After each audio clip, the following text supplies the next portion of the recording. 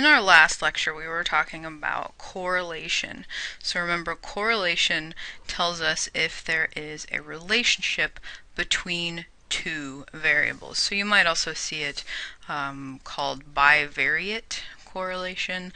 Bivariate just means two variables. So you're looking at the relationship between two variables. Here I have an example. We have variable x, we have variable y. Over here, of course, we're showing them as these circles with their variances, and then in between we're showing that with correlation we're trying to see if there is a relationship. Remember last week I told you we could have x here, we could have the variance of y here, and the degree of overlap will be our R statistic. So that's the same thing I'm talking about right here, just drawing it in a slightly different way. So we have our variable x, we have our variable y, and we have this line between them to represent the relationship, the correlation between the two of them, represented with our R statistic. So same as always, this is the same thing we talked about last week. So when you do this, you end up with an R statistic that tells you the degree of relationship.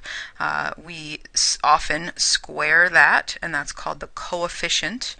Hopefully this is all review for you. Coefficient of determination. That's just the fancy word for that R squared, right? So that is our effect size. It's going to tell us what percentage of the variance in x is attributable to the variance in y. So how much do these two variables overlap, essentially? How much do they change together? So you get an R statistic, you can square that to get your R squared statistic, which is sometimes called the coefficient of determination. You'll also remember our good friend, the scatter plot. So I have one of these over here towards the right. So a scatter plot. So again, we have these data points, right? So maybe someone got if this is 1, 2, they scored a 2 on whatever the x variable is. Maybe this is a 5. So person 1 scored 2 and then 5. So this is their data point.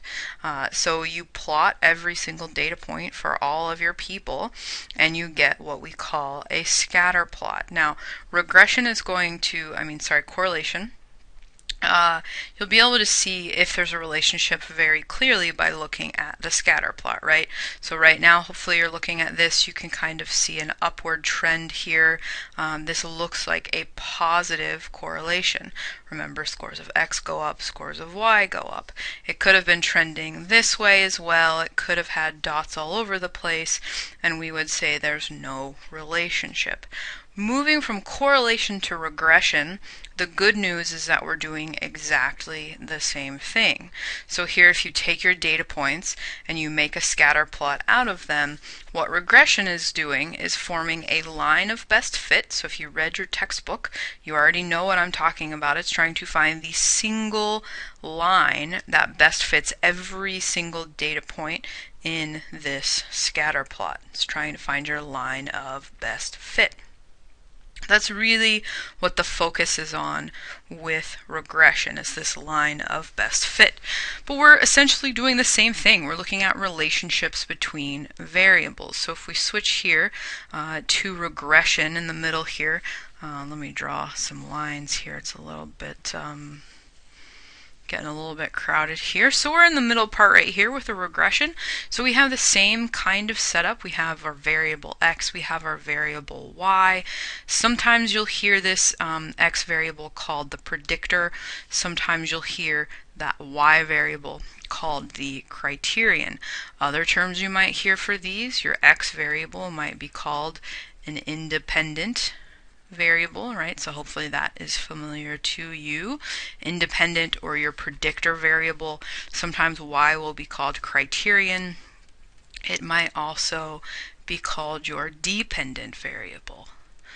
So same thing here, but in this case, instead of looking at the simple relationship between these two, we're going to use that relationship between these two to predict other values. So you have a person that has a score on X, they have a score on Y, you have a set of this data.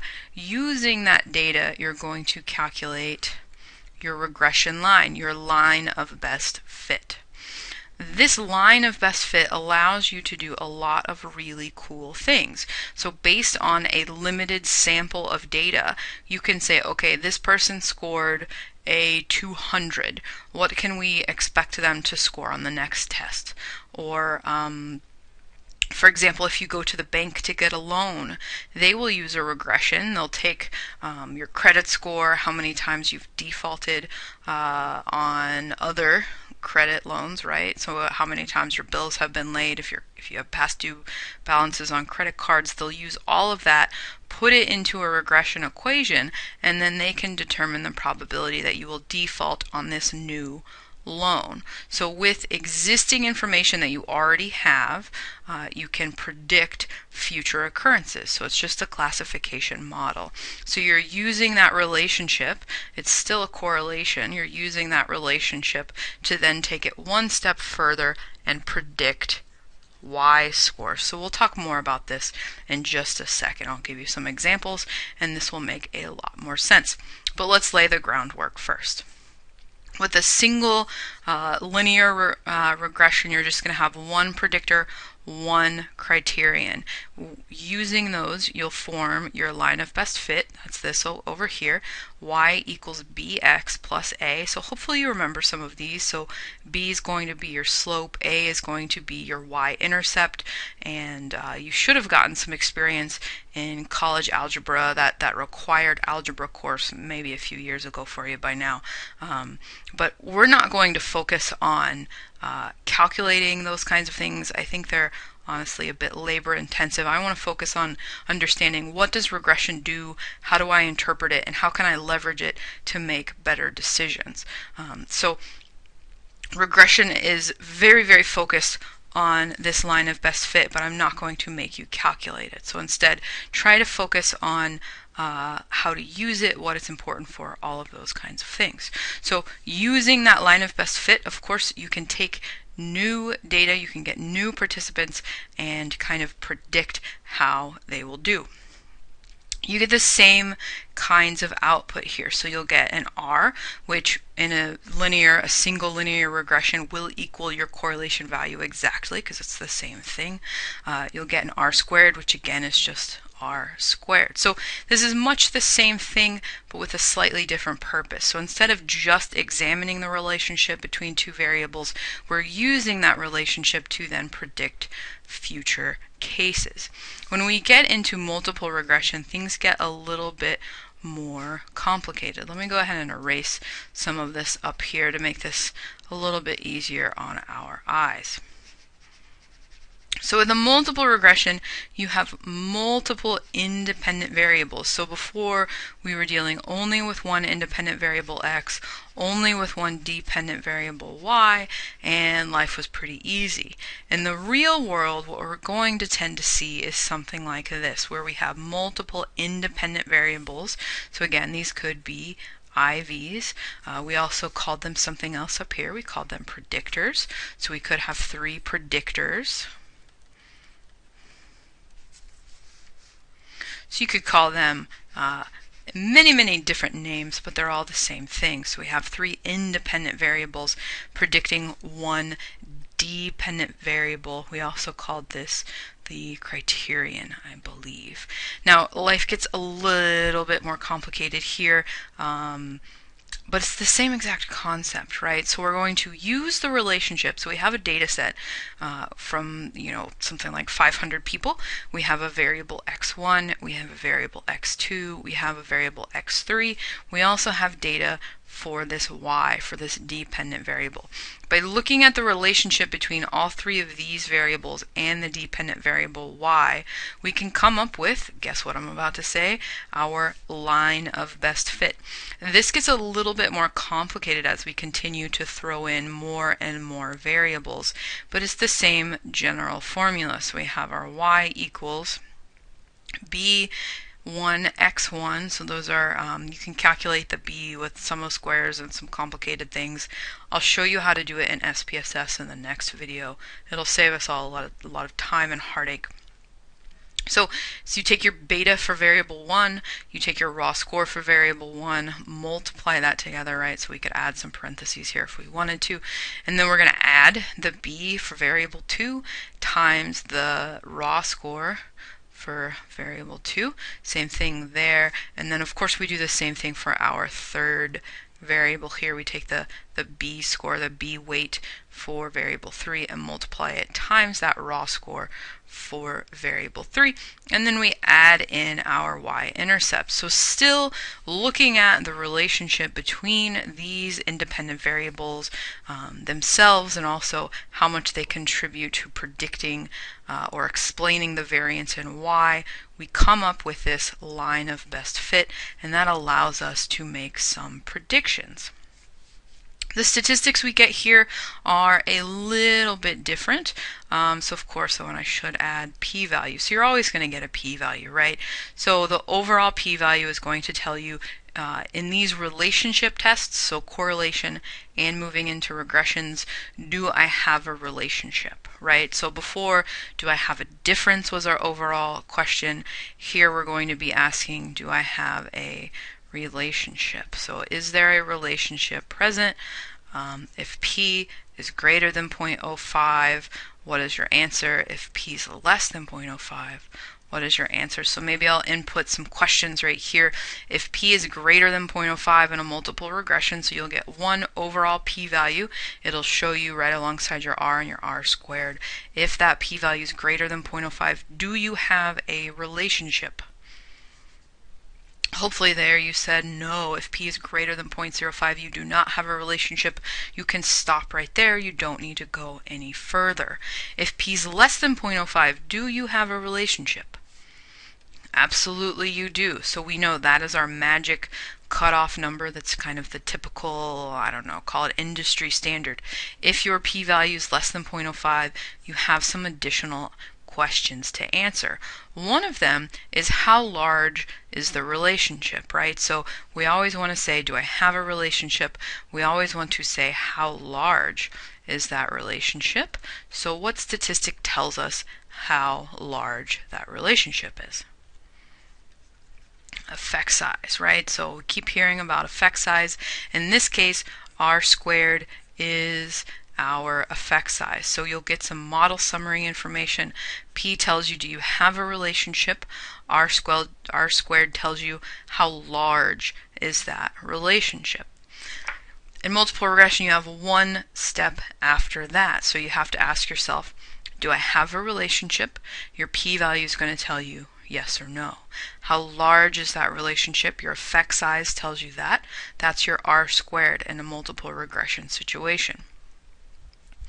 The next question you have to ask, and I should mention real quick, we went to a capital R here because we have multiple predictors. This R is the exact same thing as this. It's just a notational style. So R is going to be 1 IV, big R, 2 or more. So just, I don't know, jot that down in your notes and try to remember that in case it confuses you later on. So going back to the top, sorry, p-value, do I have a relationship? Yes or no. How large is that relationship? Effect size, r squared. The next question you have to ask yourself is, what is driving the relationship? So you could have a situation where x1 up here is pulling all of the weight. x1 is contributing the most to prediction. x2 could be contributing very little, x3 could be contributing even less. Your B weights or your beta weights, so these are essentially the same thing except beta is going to be a standardized version. Standardized.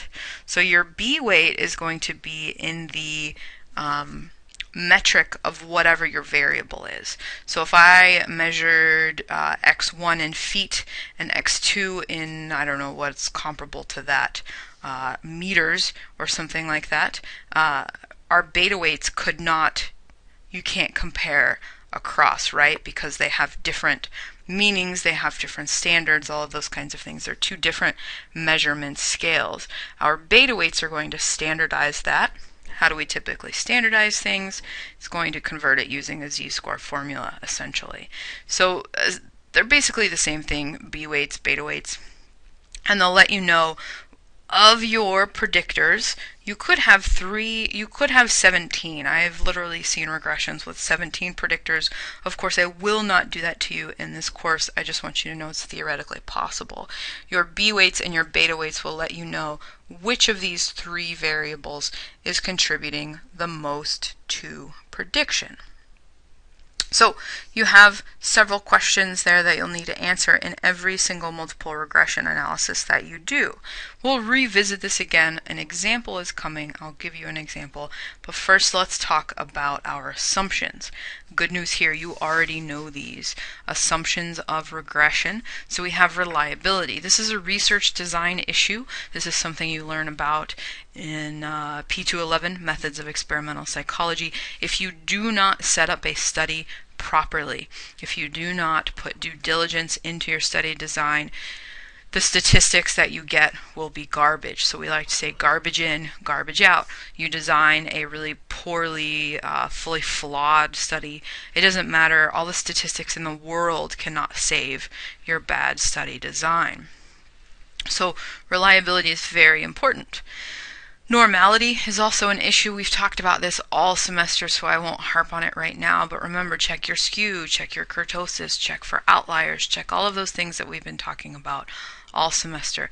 Normality is an assumption of essentially every inferential test we've talked about this semester. Of course, this is called linear and multiple regression. You could also call it linear multiple regression. You need a linear relationship between variables. We talked about this last week. Something like this, if it looks like a rainbow shape, that is called curvilinear data. So regression could not handle this kind of data. This would be a violation of this.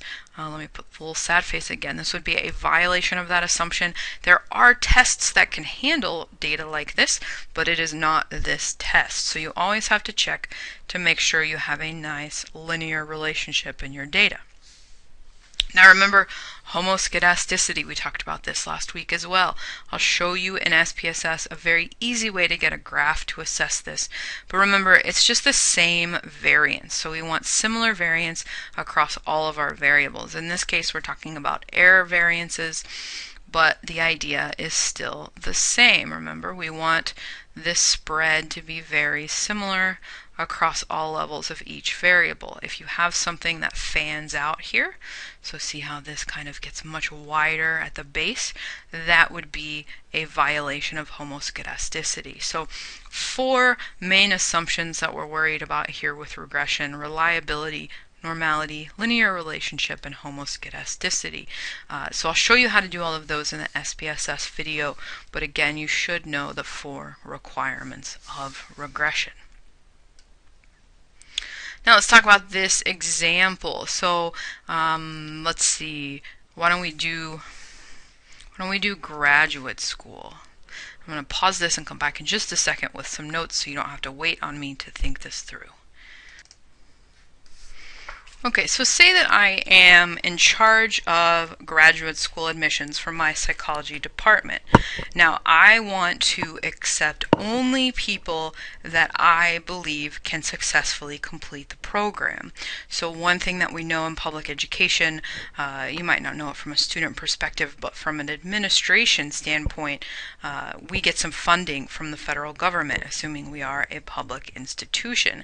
That funding depends on many different things, but one of those things is the percentage of students that start with us and actually complete their degree.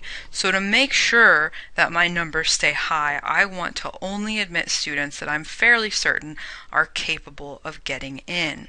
How do I do that short of running them all through the program and figuring it out at the end, right? So that's really hard to do. One of the best ways you can do this is with a multiple regression model. So multiple because we have multiple independent variables. And then of course we have our dependent variable. So what I'll want to do is I'll have a trial period for, I don't know, a year, 2 years, however long it takes me to get an adequate sample, and I'll collect information from these people. I'll let everyone in. I don't care what your GRE scores are, your GPA, your writing ability. As long as you are able to pay for the schooling, you're going to get into my master's. Say it's a master's program in counseling.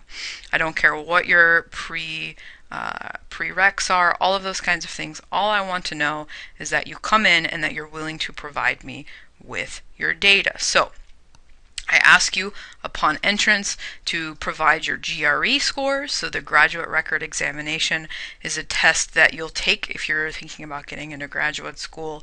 Your undergraduate GPA, you are all too familiar with that.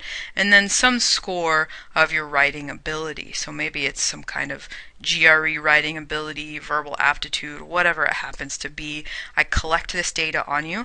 I let you go through the program, give you, say, 3 years to complete, and then I give you some kind of, say I create a ranking system of how successful I think you were in this graduate program.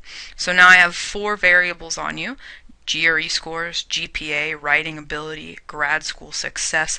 I can use that data to create a regression model so that I can then identify who gets in and who doesn't, right? So I can make some data-based decisions. So I do this, and let's see, we have our IVs here. So remember, these are our independent variables. This is our dependent variable over here. So we have IV, GRE, GPA, writing ability, trying to predict grad school success. So I've collected all of this data, I put it into SPSS, and I get a statistically significant result. So say that my P equals 0.023. Of course, that's less than 0.05. So my first question, do I have anything? Do I have a relationship? The answer is yes. So now my next question, what is my next question? I told you guys that a couple minutes ago. How large is that relationship? How large is the relationship? So relationship. Okay. Just scribble a little. You guys know what I'm saying there. How large is the relationship? The next thing we'll need to look at, R squared. So say my R squared is, I don't know, say it's a particularly good model. So 0.40. So at that point we can say 40% of the variance in grad school success is attributable to GRE, GPA, and writing ability. Almost half of the variability in grad school success can be explained by these 3 variables. That would be a fantastic model. Again, R squared, if we could get R squared at like 0.15, so if we could explain 15% of the variance in something, in psychology in particular, we would be very excited about that. So that would be a very large relationship that we would be happy to publish. The next thing we need to know, what is driving the bus? What is driving the effect? So what's contributing the most to our regression equation? So remember, we need our beta weights. So I'm going to use the standardized forms so that we can compare across. And of course, I'm just making up this data so that we can talk about this before jumping into SPSS. So say we have the beta weight for GRE, we have a beta weight for GPA, and we have a beta weight for writing. So let's say the beta weight for GRE is something like 0.10. The beta weight for GPA is something like 0.35. And let's say the beta weight for writing is 0.55. I am completely making these numbers up. It's not based on actual research results. So please don't go on and say that, this mimics real life, because it doesn't. So we have our overall model results up here, our P and our R squared, that answer our questions 1 and 2. And then we also have our kind of individual results here. So we have beta weights for all three of our predictors. You're also going to get an associated p-value.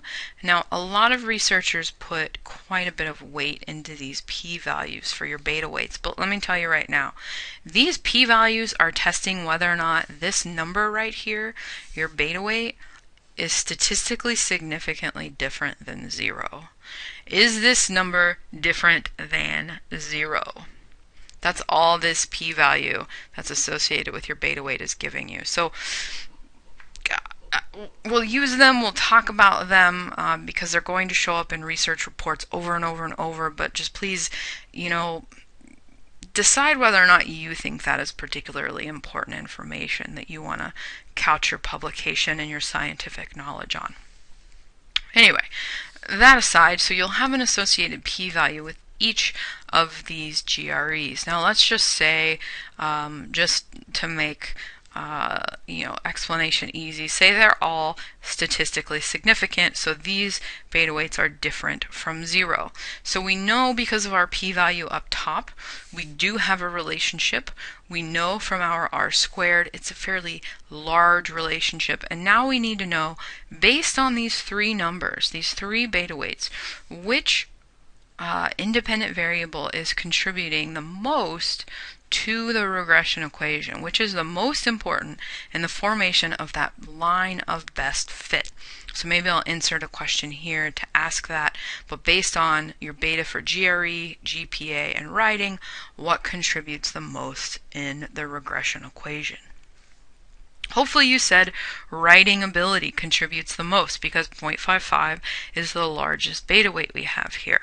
The next most important would be GPA, so your previous GPA 0.35, and then of course the one that predicts the least or contributes the least in the prediction model is your GRE score, so 0.10, 0.35, 0.55. Now, realistically, this makes quite a bit of sense, so hopefully your writing score is looking at years of learning written language. Your GPA looks at least 4 years of training and performance.